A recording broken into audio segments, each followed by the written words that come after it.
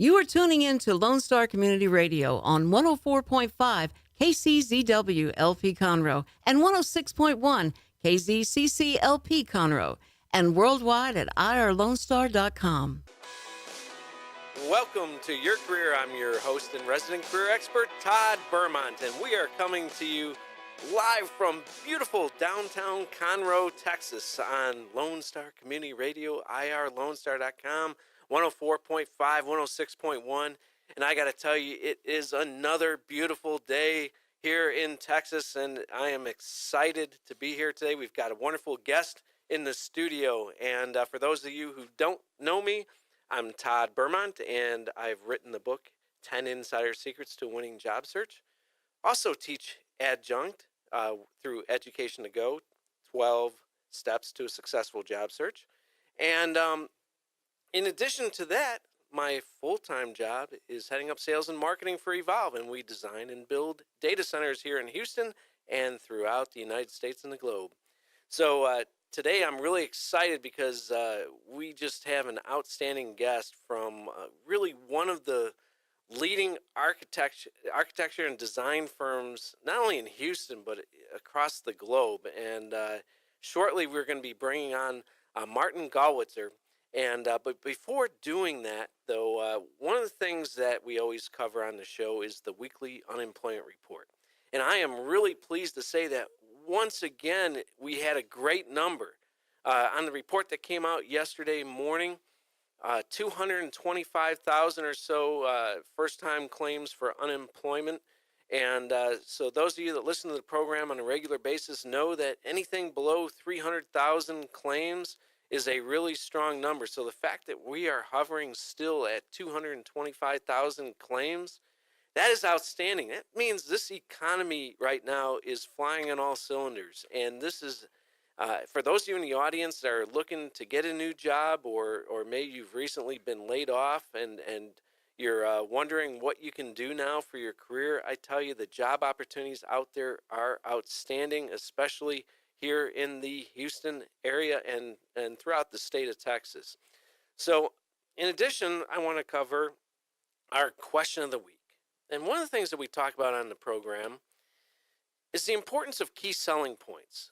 Not only being able to articulate your key selling points in the interview, but also on your resume.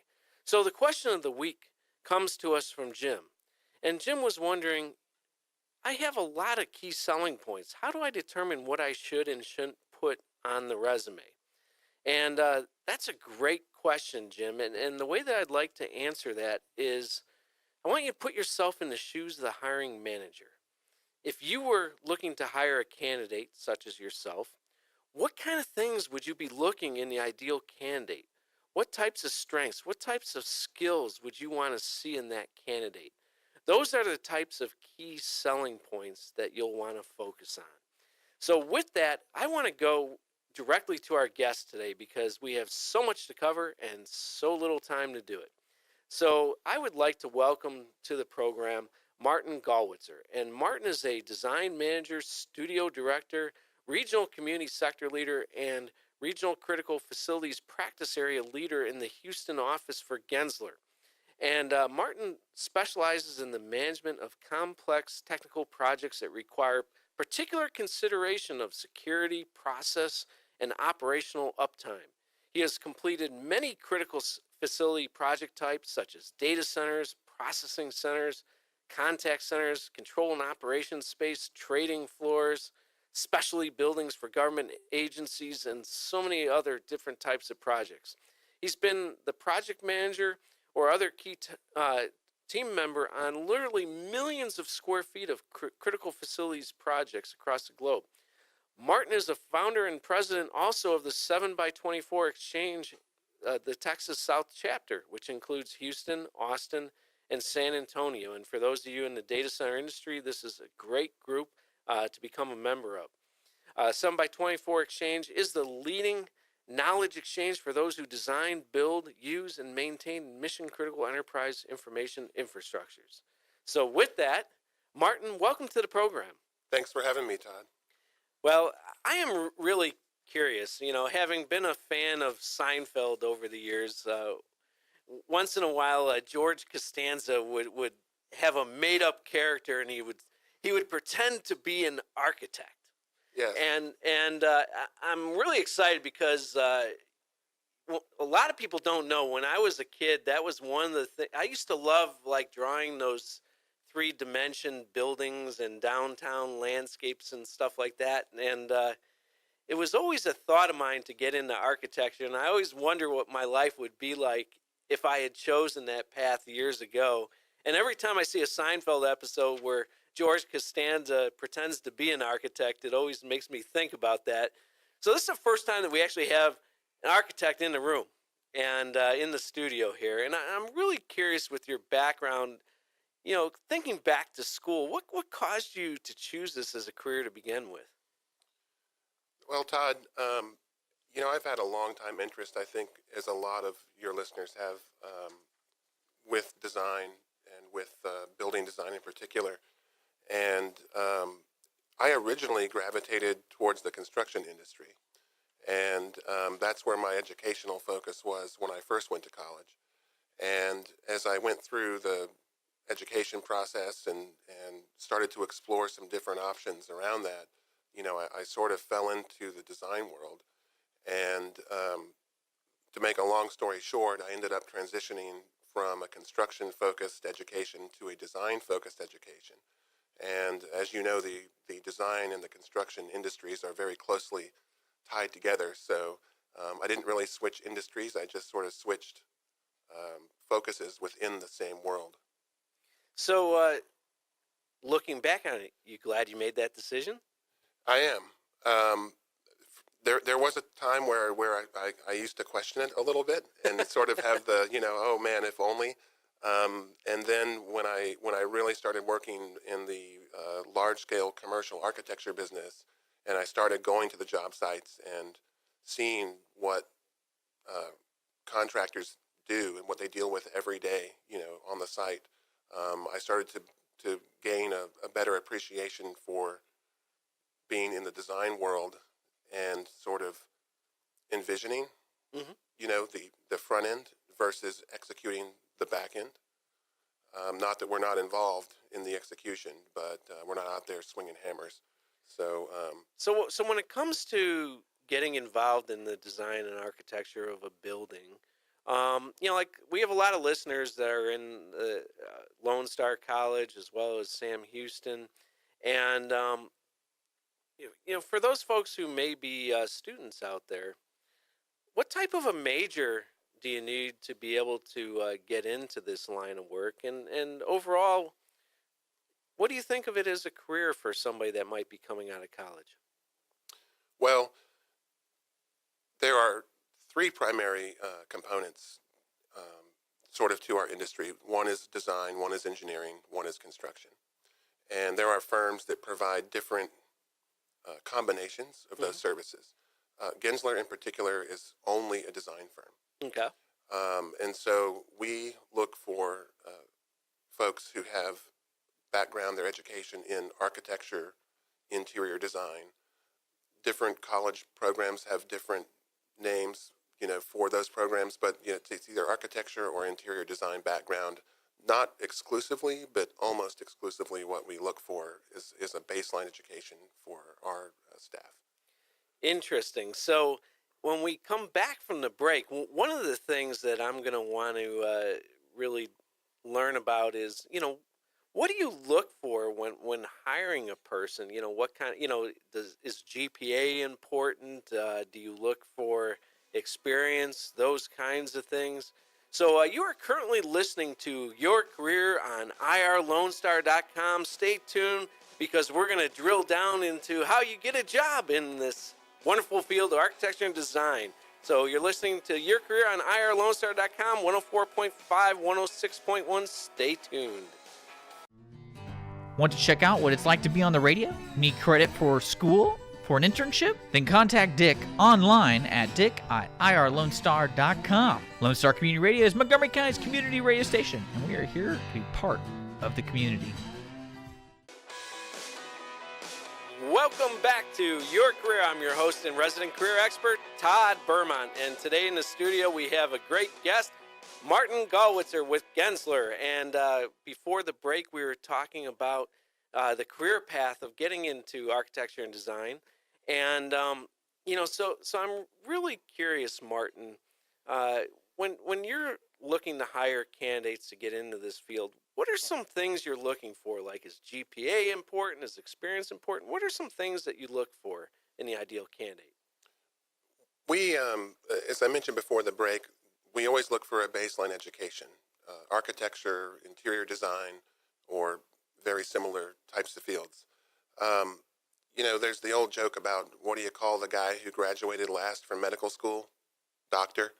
So, we try not to focus on GPA or, we're not really in a type of an industry that only takes, say, the top, 5% of the class.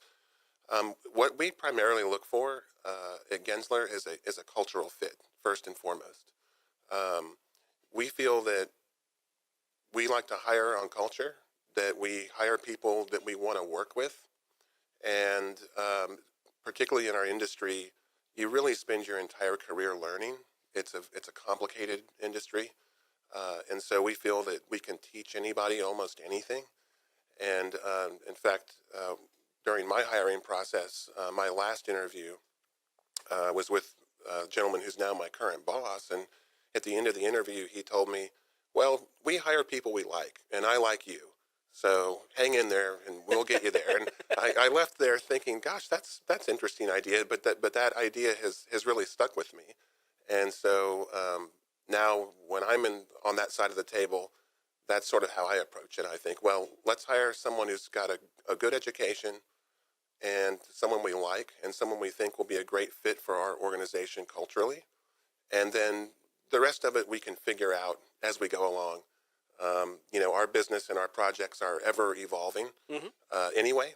So it's not like we're going to hire someone and put them into a task or a position and then expect them to do that for their career, right? Right, exactly. I'm curious because you've got a real big focus on the culture of the organization, and yeah, culture is so key. Because like in sports, you can take a player on one team that may be struggling and put that same player on another team, and all of a sudden they can flourish. And a lot of times it's just the difference of the coaching and the culture of the organization. So if I were to ask you to describe the culture at Gensler, how would you describe it? I would say the primary description would be entrepreneurial. We're a very large firm with over 5,000 people now across the globe, over 40 offices. However, we operate at different scales, but frequently at very small scales. We'll have project teams, maybe only 2 or 3 people. We're organized in our offices into studios that are between 15 to 30 people. And so it's sort of like a giant collection of all these small independent teams all sort of working under the same global umbrella. Mm-hmm. But we all have a lot of different focuses. And we don't have a top-down kind of a structure. We have a very flat organizational structure. And we like to hire people that are a cultural fit and people who are talented. And then we get out of their way. Outstanding. And we have a lot of resources to provide them, but we don't put a ton of structure around them, if that makes sense. Absolutely, yeah, because I can imagine each project has its own unique needs and requires its own unique talent and everything else. So that's awesome. So one thing that I've always been curious about, because a lot of times people will ask on this program, how should I format my resume and how should I structure my resume? And I'm really curious, given that you're in a creative field, in a sense, do you still look for resumes that are, your standard format, black and white, or do you look for a little pizzazz on the resume to show that creativity? I'm really curious in your field on that. Sure. Yeah, I would say it's not one particular thing or another. Certainly, just at a first glance, if a resume, again in our industry, if a resume has a little bit of an aesthetic quality to it, that will get our attention a little bit. And what I look for in a resume, first and foremost, is I look for composition. Does it appear to be organized? Does it appear to be thoughtful in the way that it's presented? Does it present the information clearly and in some sort of a format or order that makes it easy to digest? Mm-hmm. And so that analysis or that determination all happens right before you even start to understand the content specifically. That's right. So, if you look like you just went and grabbed a resume form off of Word and plugged all the information in, you're probably not going to get our attention that much. But if it looks like you've put some thought into how you're trying to compose it, how you're trying to tell your story and craft your message, then that will get the attention. And I think that's not going to carry you all the way through if you don't have, the meat of what we need. Sure. But it's going to tee you up for a positive review, if that makes sense.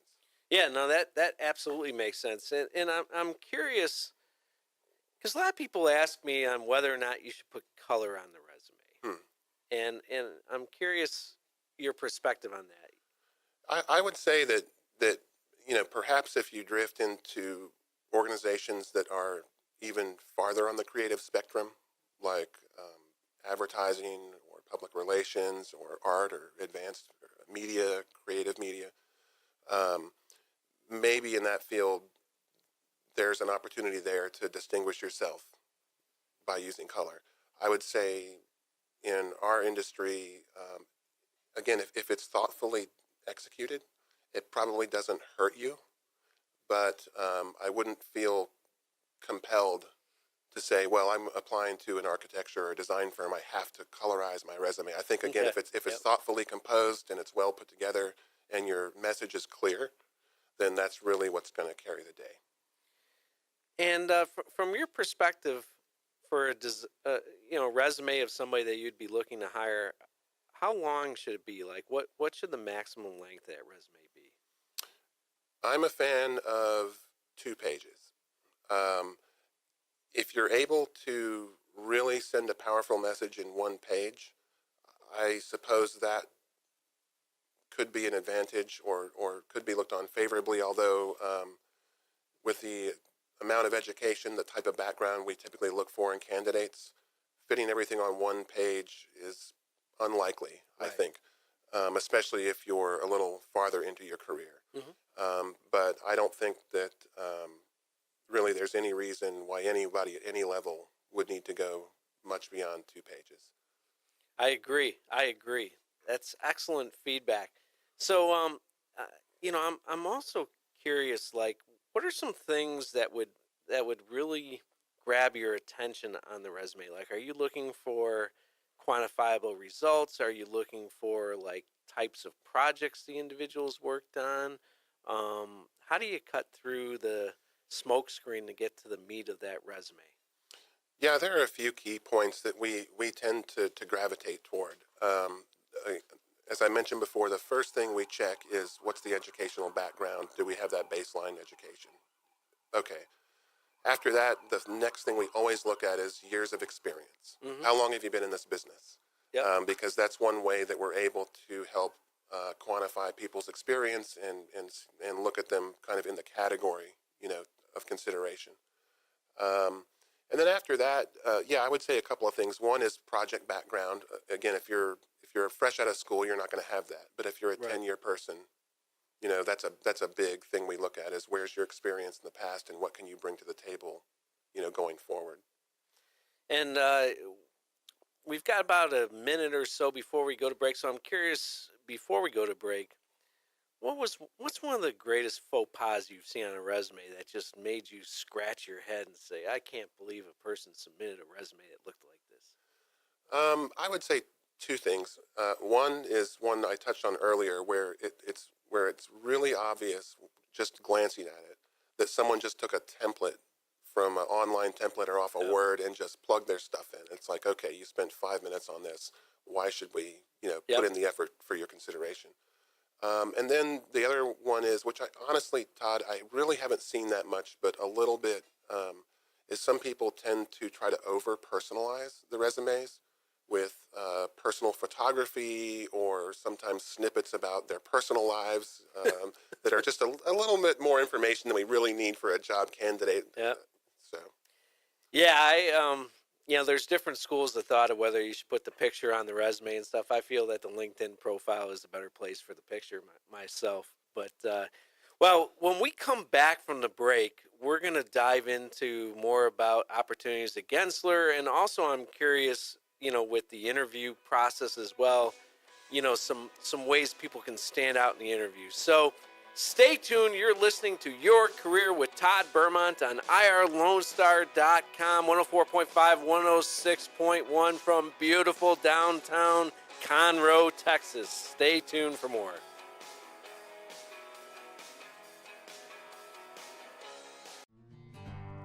I know you know this already, but most of the shows on Lone Star Community Radio are available in podcast format. If you want to keep up with the latest shows, just subscribe to our YouTube channel, Lone Star Community Radio, and our website at irlonestar.com. You can even follow us on SoundCloud and Twitter to see the latest posts from Lone Star Community Radio. Can't find a show? Then just search for it on irlonestar.com in the search bar to the top right of every page. Or just contact us on irlonestar.com/contact us with your questions, demands, sponsorships, anything. Lone Star Community Radio is your Montgomery County community radio station. Welcome back to Your Career. I'm your host and resident career expert, Todd Bermont, and we are coming to you live from beautiful downtown Conroe, Texas. And really excited today because, this is kind of a dream career for many people, the whole design world, and just really thrilled to have Martin Gollwitzer from Gensler as a guest of our program today. And, for those of you who want to re-listen to this program, we have podcasts on iTunes, on Google Play, YouTube. We're on YouTube. We're also on SoundCloud, and we also have a program page here at the radio station website, irlonestar.com. So you can listen to this great interview over and over again. So with that, also a lot of people have been wondering, this is great information. Can I be a sponsor on this show? And the answer is absolutely yes. So reach out to T. Bermont at irlonestar.com. That's T. Bermont at irlonestar.com if you are interested in being a sponsor for our program. Now I'd like to dive back into the interview portion of our program. And Martin, before the break, we were talking about resumes and what you look for and those kinds of things. And I'm curious if Gensler has any positions open currently in Houston, and if so, how folks can find out about those opportunities. Yeah, we have a number of open positions at any given time. Right now, I can tell you just from checking this morning that within our region, which is Houston, Dallas, and Austin, and now also in San Antonio, we have a small office. We have about 50 open positions. Wow. So we are definitely in a hiring mode in this part of the country. And if you'd like to find more information, you can go to gensler.com/careers. Awesome. And, also if somebody wants to reach you personally to potentially help them design a mission critical facility, how would they go about reaching you? They can contact me at Martin_Gollwitzer at Gensler.com. That's Martin_GollWitzer at Gensler.com. Outstanding. And, so I'm curious, when it comes to the interview, because I'd like to focus on the interview now. Let's say somebody got through the gauntlet on the resume, they impressed you, they had that good format and design, and now you've granted them the interview. What do you expect a design candidate to have prepared before their first interview? Well, specifically for design candidates, I would expect, I think all of us would expect them to have a portfolio, which is graphic representation of work they've done, whether that's photography of projects they've worked on or drawings that they've done, even if it's work that they did in school, if they're a candidate that's recently out of school. Because one thing that doesn't really translate, obviously, on a resume is, do you know how to design something? Do you know how to draw something? Have you worked on projects? Have you done drawings on projects? And so for our candidates, we expect everybody to come in either in a hard copy or a digital copy with examples of work they've done, basically. And I'm curious, like, did you expect the candidates to have these drawings done like in a program like AutoCAD or Revit or something like that, or what types of formats would you look for? We get a variety of formats, which is always interesting, and we find that most candidates have a variety in their portfolios. So we'll see some photography of projects. We'll see some drawings that have been done in a computerized or a CAD, format, or a 3D program like a Revit. And then we frequently will see things that have been done by hand to show sort of a creative side. And then separately, when it comes to software, which our business, like all other businesses now, has become very software intensive to get Sure. our jobs done. We tend to look for examples of work produced in that software. And then, of course, we always have a discussion with these candidates about what their background and experience is with various software platforms that we use every day. Yeah, that's interesting that you talk about the fact that even a hand-drawn drawing can be something that could be included in a portfolio. I know with Evolve, one of the things that we take pride in is the fact that you can involve us even from the back of a napkin. Sure. And, Yeah. And so I think it's important to be able to see those kinds of things in candidates. And you folks do tremendous work. And I'm curious, is it because the fact that you got so many positions open right now, what do you attribute that to? I mean, is it the caliber and the quality of the work that Gensler does that's allowing this growth? Is it the industry, a combination of things? What do you attribute that to? It's a couple of different things. I think number one, particularly in Dallas and in Austin, I mean, Texas as a whole, right, has seen a huge economic expansion since our last downturn. And what comes along with that is design and construction. And so, we've been in a growth mode in Texas now for, I would say, going on 5 years. I think, as most of us know, in the Houston market, the last couple of years, we've been a little challenged because of energy prices being depressed. And in Houston, we're starting to see, whether you want to call it a recovery or a new normal, we're starting to see the market turn there. And then in Dallas and Austin, we're still just going gangbusters. And so I think at large, that's just an economic reality. And then specifically, we have a size and we have a breadth of a service offering that allows us to serve our clients in many, many different ways across many different levels of expertise and project delivery. And so we're able to embrace almost any opportunity that comes to us. We don't say no very much, which can be a great thing for growth, but can also present some challenges in the fact that we're looking for 50 people today, right? So. Yeah, because that is not at all an easy task to fill 50 positions at a given point in time. So it's got to be exciting to be a part of a company that's achieving that kind of growth. So that's absolutely outstanding. So now I'd like to focus a little bit on the interview. So how long does it take for you to make an initial, to get an initial first impression of somebody in the interview, of whether or not you think you even want to listen to this person for the next 30 minutes to an hour? 5 minutes. 5 minutes. Yes, max. All right. So in that 5 minutes, how can you possibly come to a conclusion in 5 minutes, right? I mean, what types of things are you looking for?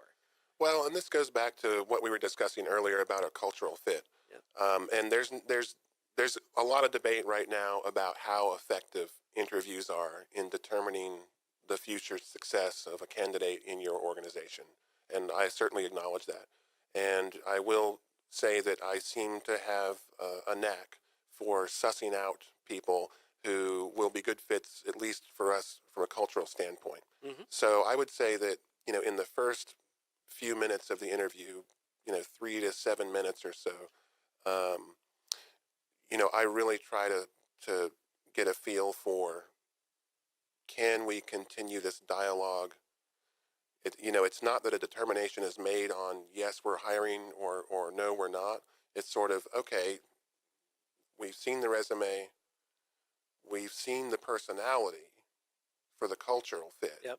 Now let's go into some more detailed discussions about more detailed attributes and how those might work for what we're trying to accomplish in our mission. But yeah, that first 5 minutes, I think, is sort of the groundwork for the cultural piece. Outstanding. And I'm curious too, like, how do you expect within your industry and your field, how do you expect a person to dress for the interview? I would say professionally. That's a pretty broad statement, but we're in a creative industry, to be sure, but we're in a professional services industry. So we work in an office, just like a lot of other folks do, and so I expect folks to arrive dressed as if they're going to a job interview in a professional office. Awesome. Well, when we come back from the break, one of the things that I want to do is I want to drill into some of the interview questions that you might ask in the interview. I'd love to know, like, what's some of the, one or two of the toughest questions you like to ask interview candidates. So you are currently listening to Your Career with Todd Bermont on irlonestar.com, 104.5, 106.1. Stay tuned for more. We're starting to film our talk shows and putting them on YouTube. Your favorite Lone Star Community Radio show can be seen on YouTube under our Lone Star Community Radio channel and on City of Conroe's Our City TV channel on Suddenlink Channel 12. Make sure to subscribe to our YouTube channel to see the most recently released videos and find more information online at irlonestar.com/TV. Welcome back to Your Career. I'm your host and resident career expert, Todd Bermont, and we are coming to you from beautiful downtown Conroe, Texas on 104.5, 106.1, irlonestar.com. And we're having some fun in the studio here, and our producer here is trying to throw me off my game, and I love it because, hey, I'm ready for anything on this program. And we're having fun here. We were just talking about fun stuff during the break as well. So I just knew something like that would happen. But anyway, we have a great guest in our studio today, Martin Gollwitzer. Martin is with Gensler, and Gensler, when it comes to mission critical facilities, one of the best architecture and design firms, not just in Texas but across the globe. And it's absolutely an honor to have Martin in our studio today, and we've been talking about the interview process. And I always love hearing people's answers on how quickly they make a determination on whether or not they want to hear the candidate for the rest of the interview. And Martin was saying that it takes about 5 minutes for him to form an impression. For me, a lot of times it's within 90 seconds I have an idea. And, a lot of times you can just tell by the handshake and the confidence of the person or lack thereof, and how they're dressed, the preparation, and all those things. So I'm curious, Martin, when it comes to the interview, what would you say are one or two really tough or gotcha questions that you love to ask that make people squirm? Well, I try not to do those types of interviews. Because, I've been on the other side of the table enough times in my life. I appreciate it sometimes when interviewers have a little bit of mercy upon me. So we don't really try to get people per se, but we do ask them. I think the toughest question, if you could characterize it that way, is we tend to just ask them, why Gensler? We're the largest firm in our industry. And our name is certainly widely known, especially within the industry. And it's I think pretty widely known that we have a little bit of a different approach and culture to our organization. And so we're always curious to know and understand why someone has seeked us out. And what kind of knowledge, because obviously since they haven't worked for the company, they're not going to know the culture and stuff like that per se, unless they know somebody that works there. But what type of knowledge would you expect that they would have when they answer that question? I would expect that a candidate would have done some research, and I think this is part of why we do ask this question. Is information, and we're an employee-owned company. We're not publicly traded, but we have a website, and everybody has a website. And what is that website, by the way? It's Gensler.com, GENSLER.com. And with websites, with social media these days, there's almost nothing that you can't uncover at least some information about any company that you're going to interview with. And I would say that part of asking that question is to gauge how much research did you do before you came and spoke with us. And I would say that probably the number one faux pas, if you will, going into a job interview, besides the really obvious stuff like not dressing appropriately or being late, would be if you clearly did not take a little time to understand something about the organization that you're now purporting to want to join. I think that's an indicator that you're not really committed, even for the interview. So why should we make a commitment to each other, for an employment term? That's a great point. Now, I'm curious because, I'm a big believer too that, and one of the things we talk about in the program is that folks should look at the LinkedIn profile of the folks that are going to be interviewing them. And, I'm curious if you have that level of expectation as well, that somebody would look up your LinkedIn profile and get a little bit of background about you as a person. I think it doesn't hurt. I personally don't have an expectation that someone's going to do that. I have an expectation that they're going to try to do some research into our organization and what we're about and what our mission is. But if someone comes in and they happen to say, oh, I saw on LinkedIn that you wrote this blog about X, and, I have a few thoughts about that. I think, X, Y, and Z. And so certainly that, anything you can find to spur that personal engagement along, it's got to work to your advantage. Absolutely. So I'm curious if you have any war stories for us of, some just crazy experiences that you've had interviewing candidates before, or maybe your own personal experience going on an interview. I'd be curious if you got any war stories to share with us.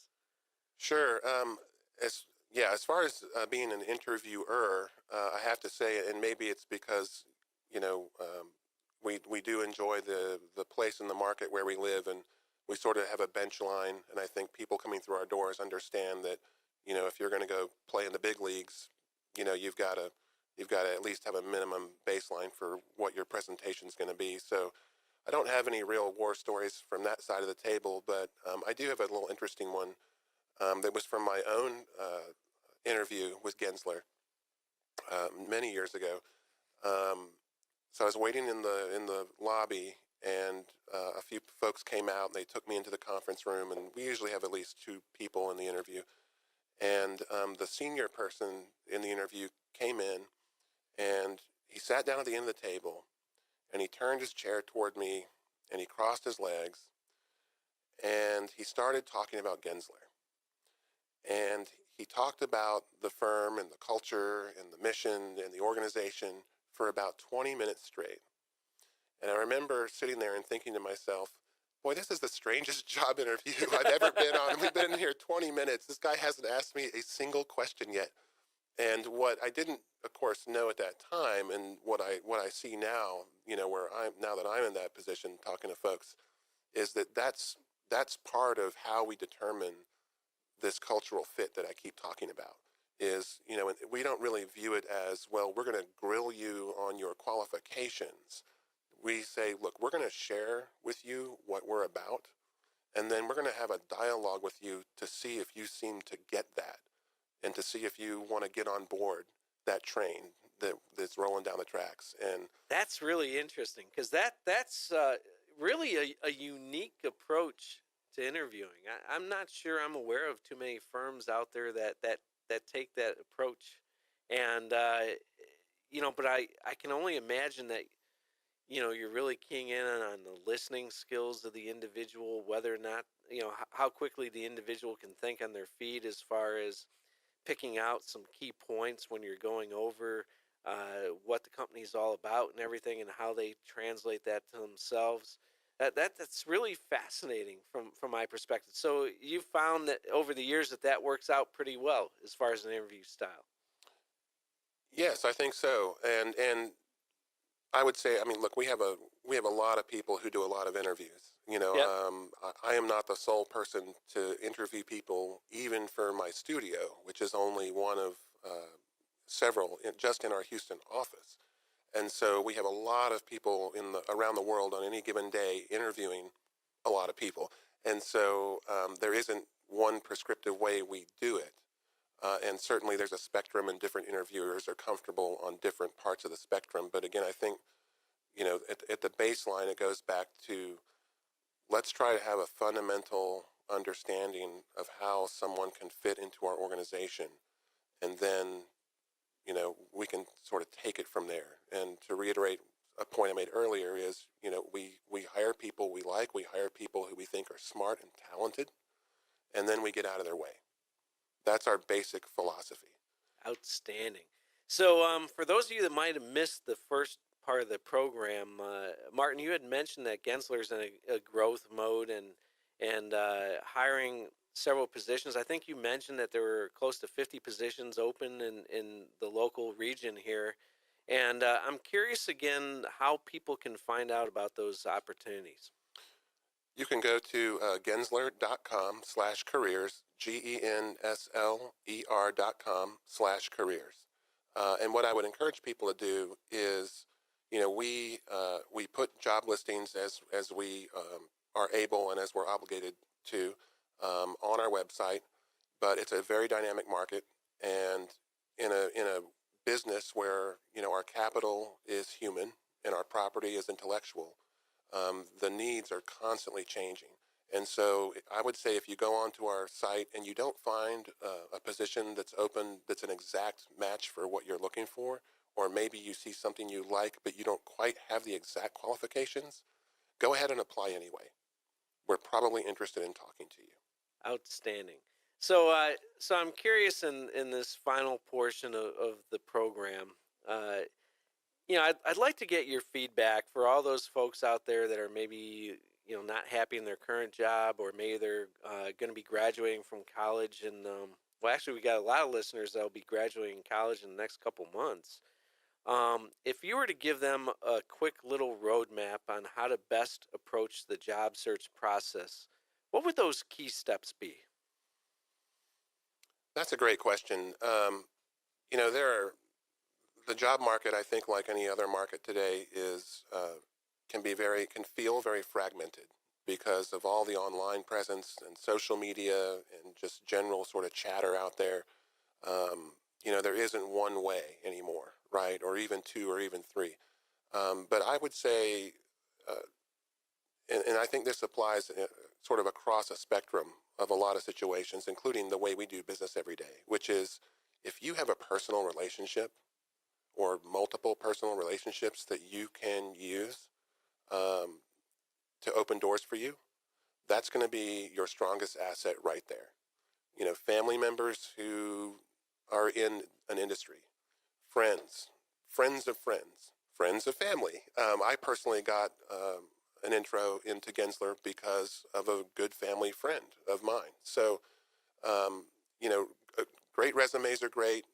Portfolios are great. You've got to dress sharp. You've got to be positive and confident and make eye contact. And you've got to be smart and talented and educated. Okay, so that's just the minimum, right? That's the basics, yeah.